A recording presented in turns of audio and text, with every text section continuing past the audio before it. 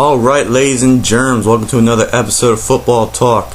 This episode is being recorded January 4th, 2013. Only reason why I'm saying that is because I'm talking about Andy Reid and the Kansas City Chiefs. It has not been finalized just yet. I'm just putting that in there. So when this video is being watched a week from now, and let's say this doesn't happen, I'm just covering my bases. So right now we're still technically talking about the speculation of Andy Reid going to the Kansas City Chiefs. Now backing up even further, let's look at Andy Reid's entire possible suitors. Let's just say that. Let's look at all of his possible suitors. Basically, it's the only teams who went after him: Arizona Cardinals and Kansas City Chiefs. And between these two, Andy's making the right choice of going to the Chiefs, or wanting to go to the Chiefs and focusing more on a deal with the Chiefs. So you see, with Kansas City and Arizona, neither one has a good quarterback. So let's look at the positives to each team. Arizona, Larry Fitzgerald and Patrick Peterson. Whoop-de-do. Kansas City Chiefs, even though it's a team who went 2-14 and has the first overall pick in the upcoming draft, they have 5 Pro Bowlers. 5. Okay, just thinking of a team off the top of my head, Cincinnati Bengals. They're a playoff team. They have 2 Pro Bowlers. So, looking at Kansas City, they have plenty of talent. I've always said they have plenty of talent. They have lots of good young talent, and it's just amazing. I still can't comprehend how they went 2-14 this year. It still stuns me a little bit.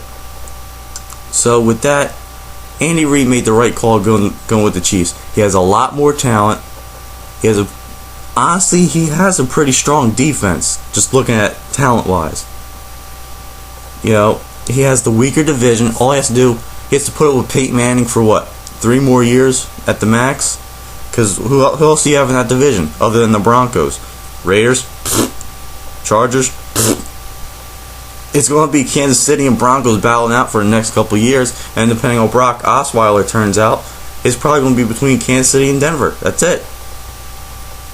So Andy Reid's making a good call. Plus, he's going to be getting the Jeff Fisher treatment like Jeff Fisher did with the St. Louis Rams.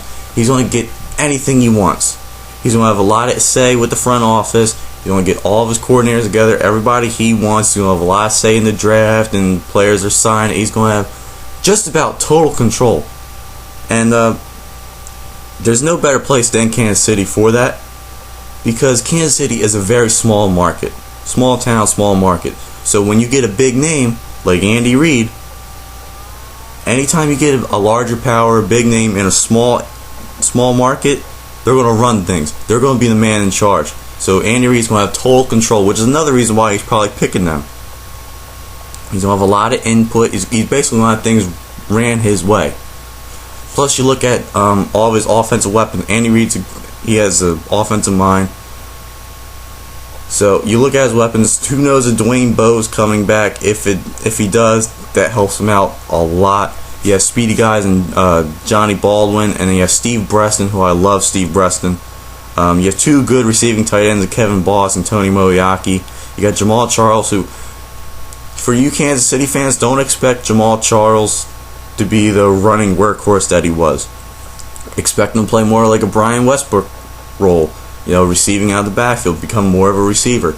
And, you know, Andy Reid is going to have Dexter McCluster. That's an Andy Reid wet dream right there. That's a running back who can play receiver. So there's a lot of good things for Andy Reid there. The only thing Andy Reid is missing is a quarterback. So that's going to lead to a lot more speculation. Matt Castle is not the guy. But I'm sure you Kansas City fans know that. Who else do you have? I mean, come on. Brady Quinn's not going to do anything. You had Kyle Orton. I told y'all to keep Kyle Orton, but that didn't happen. That blew my mind. So really, you have no quarterback whatsoever. So basically, your options are, especially with this being a very weak free agency and draft class for quarterbacks, especially with quarterbacks being the most important position. So Kansas City couldn't not have picked a worse year. It's basically one of two options in my opinion. Either A, draft Geno Smith, reach for him, and you know what, going into Geno Smith, I'm not sold on the guy. I'm really not. He's a flat-footed quarterback who ran the spread. I don't see that translating into the NFL right now. Sorry. I don't. Plus, he struggled towards the latter part of the year. He struggled against Big 12 defenses. Big 12 defenses? Really? I don't see Geno Smith translating. I see him as a total bust. And you know who else you going to pick? Matt Barkley. He's not even the poor man's Matt Ryan. He's the welfare man's Matt Ryan, in my opinion. And then the only possible option I could see is maybe Tyler Wilson out of Arkansas, but taking him number 1 overall, that's still a reach. Anyway, so out of those, I think the most likely candidate will probably be Geno Smith. So either option A, they are going to draft Geno Smith, or B, because it's Andy Reid, I think they'll take Michael Vick.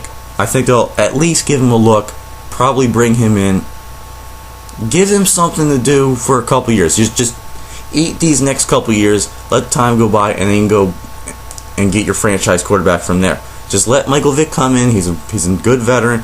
Come in, take care of you for a couple years. Then you get a solid rookie or a real young quarterback and let him be your franchise quarterback. Now, I know a lot of you were saying, I don't like Michael Vick. He didn't do anything in Philly. Based upon my geographical location, I am forced to follow Philadelphia sports. I hate it. But watching the Eagles, Michael Vick has had an offensive line for 2 years. This past season, the entire season, I don't think he had one starting line that coexisted with each other for at least one game previously.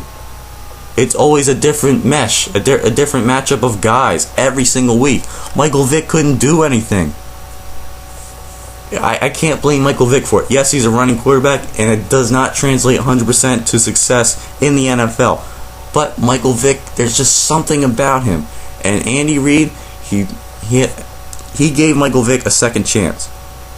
He brought him in. He started working on his passing game a little bit, and Michael Vick improved when he had an offensive line, or at least somewhat of one. Then he had no offensive line. Even if Tom Brady, or even let's say Peyton Manning. If Peyton Manning played for the Eagles this past year, we wouldn't say, "Oh my God, what a comeback for Peyton Manning." We would say, "This guy's career is over. He couldn't come back after that neck injury. I told y'all." That we would not be saying what we're saying now of Peyton Manning if he played for the Eagles. So I can't blame Michael Vick at all for the past couple of years in Philly. I blame Andy Reid for some of that with his coaching decisions, but hopefully that improves for Kansas City. Who knows? I'm not saying Andy Reid is going to translate to success for Kansas City. I think he might battle for the division title while Peyton Manning's still there, and after Peyton Manning leaves, that's still up for grabs. So I'm not saying Andy Reid's going to be successful. I'm just giving my opinion on what I think he's going to do and how I think this fits well for him. I'm not guaranteeing success by any means. So with that being said, let me know what you guys think. Put your thoughts and opinions below in the comment section. And thank you all for watching, and keep on tuning in.